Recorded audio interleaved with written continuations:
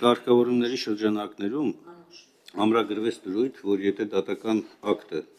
չի կատարվում եւ կատարողական վարույթի շրջանակներում գործողություններ են ձեռնարկվում,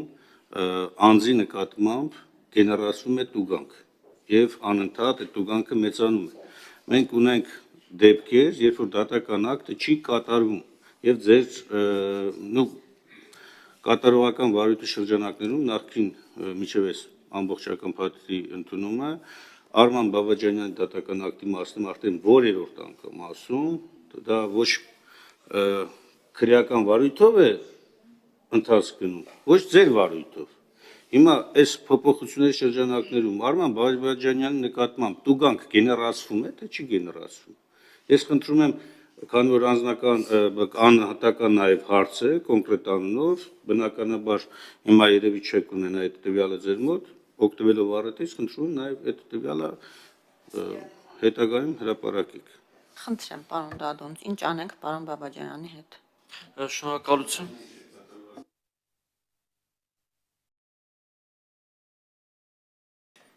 Շնորհակալություն, պարոն Մինասյան, ձեր դիտարկումը հավանաբար վերաբերում էր նոր օրենքով նախատեսված նոր ինստիտուտին, դա աստրենտի մեխանիզմն է, որը ենթադրում է ոչ դրամական, պահանջով կատարողական վարույթների դեպքում, եթե պարտապանը չի կատարում դատական ակտը, այո, նրա նկատմամբ դրամական, այսպես կոչված տուգանք է գեներացվում եւ սա նոր ինստիտուտ է, դա առաջարկվել է նաեւ Մարդու Եվրոպական դատարանի մի շարք վճիռներով, այսինքն մի շարք վճիռների կատարմանն է ուղղված եղել այս ինստիտուտի ներդրումը, երբ որ պարտապանի կողմից պարտադիրոջ օգտին կայացված ակտը չէր կատարվում։ Հիմա եթե մանրամասն տեղյակ չեմ այդ գործից, բայց եթե այդ գործը եթե վերսկսվի այս օրենքի ընդունումից ուժի մեջ մտնելուց հետո,